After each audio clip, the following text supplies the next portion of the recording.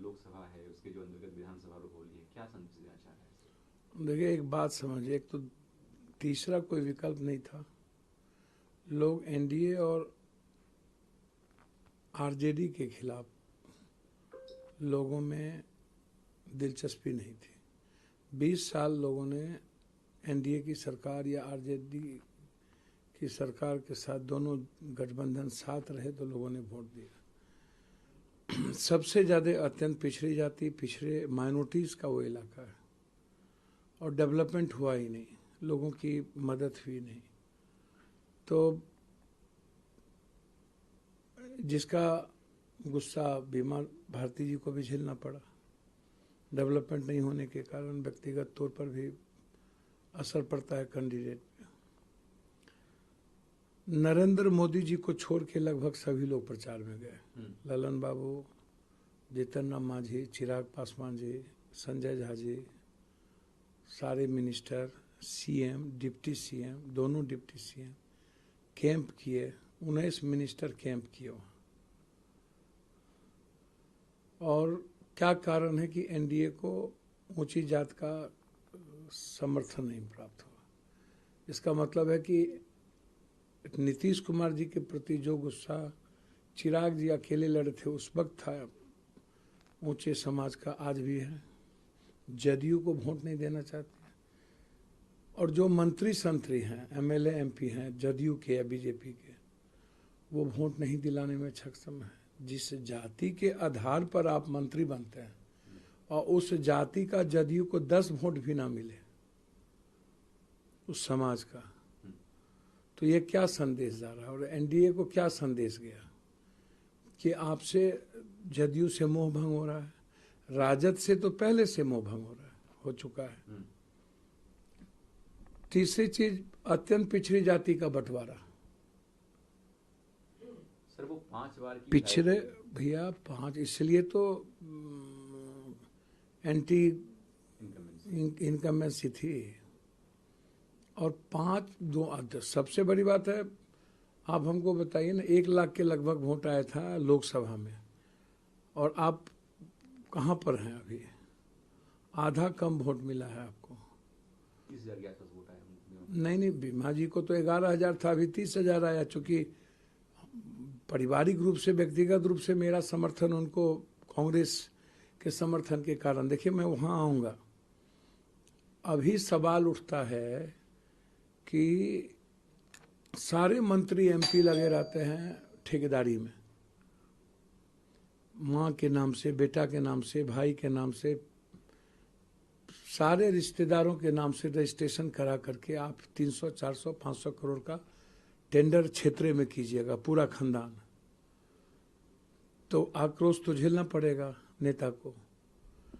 आप जांच करा लीजिए, सारे एमपी एमएलए मंत्री का ठेकेदारी चलता है, और दूसरे लोगों को मरवाने में और फंसाने में ये लोग लगे रहते हैं। सर क्या आपको लगता है कि आरजेडी ने वहाँ पे अपना जो पूर्ण तरीके से चुनाव लड़ा जाता है वो नहीं लड़ा? आप कहाँ से लड़ेगा भैया? पिकनिक मनाने अंतिम दिन ये गए युवराज।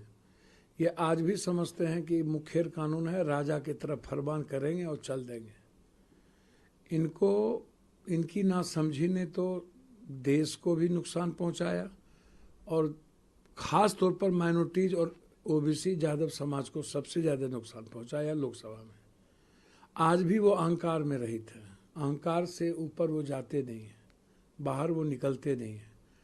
इस चुनाव में भी पूरा सरकार लगी रही, ये एक बार भी इनका दर्शन नहीं हुआ। और न इन्होंने माले के साथियों को आग्रह किया, न सीपीआई, न सीपीएम, न कांग्रेस, किसी का इस्तेमाल ही नहीं करते हैं। और अंतिम दिन 12 बजे हो करने पूर्णिया आते हैं, 1 घंटे के लिए भवानीपुर आते हैं। लगता है कि राजा आए, फरमान दिया, चले गए, जनता नौकर है इसकी। तो आप जनता को जब तक मालिक और जनता को जब तक आप भगवान नहीं मानिएगा, और थोड़ा अपने नेचर से लोग नहीं निकलेंगे, ये ठेकेदारी पट्टेदारी में एमपी एमएलए लगे रहेंगे लूट खसोट में, तो सर आने वाला जनरेशन ना परेशान हो रहा है। तो ये लोग लूट खसोट में लगे रहते हैं, एमपी एमएलए मंत्री संतरी, ये लूट लो, ये टेंडर ले लो, इसको कर दो, ये कर दो। ये जमीन माफिया, ये ड्रग्स, सबसे ज्यादा ड्रग्स चलाते हैं ये नेता लोग। ड्रग्स स्मैक्स सबसे ज्यादा चलवाते पूर्णिया हैं में। सभी जगह, पूरा बिहार पूर्णिया में सबसे ज्यादा। सर ये और आरजेडी के प्रति पहले ही दिलचस्पी लोगों की घटी है। तो आप समझिए, आरजेडी लड़ रही थी, वहां गठबंधन नहीं लड़ रहा था। दूसरी बात, अत्यंत पिछड़ी जाति का वोट का बंटवारा और माइनॉरिटीज का 50% वोट का झुकाव ने निर्दलीय को जिताया। माइनॉरिटीज के कारण निर्दलीय जीते, और कोई कारण नहीं है। और सरकार के मंत्री संतरी अपने समाज के भी वोट नहीं दिला पाए, तो ऐसे लोगों को कितना दिन तवज्जो सरकार देगी। परिणाम आया है, ऐसे में जो देखा जाए 30,000 ही वोट लगभग बीमा भारती को मिला है। ऐसे में तो जैसा आपने कहा कि मेरा समर्थन है, तो आरजेडी के लोग तो सवाल उठाएंगे कि अगर पप्पू यादव का समर्थन होता तो बीमा भारती जीत गई होती। सर मैं तो कह ही रहा हूँ, मेरा समर्थन तो, मैंने तो कहा कि मैंने नैतिक समर्थन दिया। 11,000 तो वोट आई थी इनको आरजेडी के इतने मशक्कत के बावजूद। और हम कोई वहां गए नहीं, हमको तो किसी ने बुलाया नहीं। आरजेडी ने तो कहा नहीं कि आप हमारा प्रचार कीजिए। बीमा जी आई, बेटी के तरह आई, और हम उनके सपोर्ट में थे, साथ थे। माइनॉरिटीज का वोट मिल गया होता और गंगोत्री समाज का वोट कहीं भी एक तरफ चला गया होगा, या बीमा जी को या कलाधर मंडल जी को, तो कोई जीतता, उसमें कोई बहस नहीं है। गंगोत्री समाज के वोट भी बढ़ गए, अत्यंत पिछड़ी जाति का वोट भी बढ़ गया, और जो माइनॉरिटीज का वोट है वो अधिक निर्दलीय के पक्ष में चला गया। तो ये इसको कलेक्ट कौन करता? मैं ही तो इतने बड़े कि राजद ने तो इस्तेमाल किया और पूरे परिवार को नाश कर दिया। बीमा जी का केस में इन्वॉल्व हो गए, सड़क पे ले आए, आपने एफर्ट्स नहीं किया, आपके भीतर जिद नहीं थी, आप कैंपेन नहीं किया, तो आप हल्के में राजनीति करेंगे? चुनाव तो चुनाव होता है ना, तो गलत है ये। हमारे लिए तो मेरा क्षेत्र था और हमको राजद ने कहा नहीं, हम तो व्यक्तिगत तौर पर कांग्रेस के कारण, और व्यक्तिगत पारिवारिक रिश्ता है बीमा जी से, मैं उनके साथ था। सर 7 राज्यों में उपचुनाव हुए, 13 सीटों पे हुआ, 10 पे इंडिया गठबंधन जीती है सर। 3 सीट जो ऐसे हैं जिसमें एनडीए अपने नाम की, 11 सीट पे इंडिया गठबंधन जीती है। मैंने पहले भी कहा कि लोकसभा में भी ये हारे, विधानसभा में भी हारे, आप इसको समझिए। और ये जो, इसको इस रूप में मत देखिए कि एनडीए या इंडिया गठबंधन जीते। ये इंडिया गठबंधन का सवाल नहीं है, ये संकेत है महाराष्ट्र, हरियाणा और झारखंड का चुनाव का। झारखंड पुनः दोहराने जा रही है। हेमंत सोरेन जी के नेतृत्व में झारखंड दोबारा आएगी, और हरियाणा और महाराष्ट्र में इंडिया गठबंधन की सरकार निश्चित बनेगी। तो ये संकेत है देश के युवाओं का, गरीबों का। बद्रीनाथ का भी चुनाव जीता है। मैंने कहा ना, कांग्रेस कोई भी चुनाव, क्योंकि वो नफरत की राजनीति नहीं करता है। और शंकराचार्य ने जिस तरीके से सनातन हिंदू या इनके बीजेपी के तरीके पर सवाल खड़ा किया है, इसलिए लोगों में आक्रोश तो बीजेपी के खिलाफ है। सर कांग्रेस के बड़े लीडर्स कह रहे हैं कि ये जो उपचुनाव में एनडीए की हार हुई है, कहीं ना कहीं 1.5 महीने में ये दूसरा संकेत है देश का कि देश मोदी जी को पसंद नहीं करता। मैंने पहले क्या कहा, बीजेपी में किसको क्या पसंद करता है मैं इस पर टिप्पणी नहीं करूंगा, लेकिन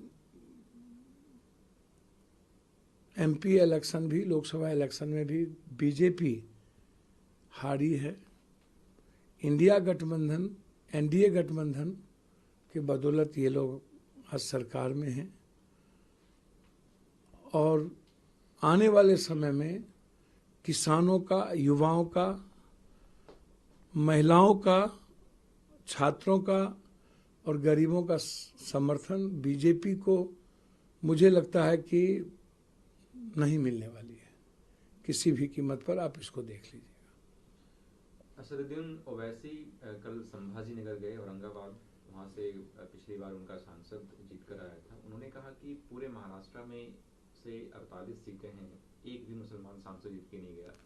देश के जो संसद हैं वहाँ पे जनरल कास्ट के लोग और ओबीसी के लोग दोनों सांसदों की संख्या लगभग बराबर है। मुसलमान भी 20% के आसपास देश में है, लेकिन 20% भागीदारी संसद में नहीं है। ये सोचने की बात है, विचार करने की बात है। देखिए, मैं एक बात बताता हूँ, ST/SC का जो अधिकार है वो भी मिलना चाहिए। वो भी आप देखिए कम, देखिए जो ST/SC सीट है उतनी है, परसेंटेज तो 28% 27% है। अब क्या है, ST/SC की बच्चियों से शादी करके अब लोग चुनाव लड़ रहे हैं, ये भी गलत है। उनके बच्चे ST/SC तो होंगे, कहीं कहले ही नहीं जाएंगे। बिहार में इस तरह की चीजें हुई हैं। क्या आपका इशारा संभवी चौधरी के ऊपर? नहीं, आप उठा के देखिए ना। मैं तो जानता भी नहीं हूँ किसी को। यहाँ भी RJD के जो कैंडिडेट थे, यादव जाति से शादी है और आप टिकट दिए, तो उसके जो बच्चे हैं क्या पासवान या राम कहलाएंगे? तो ST/SC के को पीछे से या आगे से ST/SC का सीट तो पूर्णतः हुआ नहीं, किसके बच्चे कहलाएंगे? आप हमको बताइए ना, मैं जानना चाहता हूँ। कोई भी हो, आप जिसकी बात करिए, माइनॉरिटीज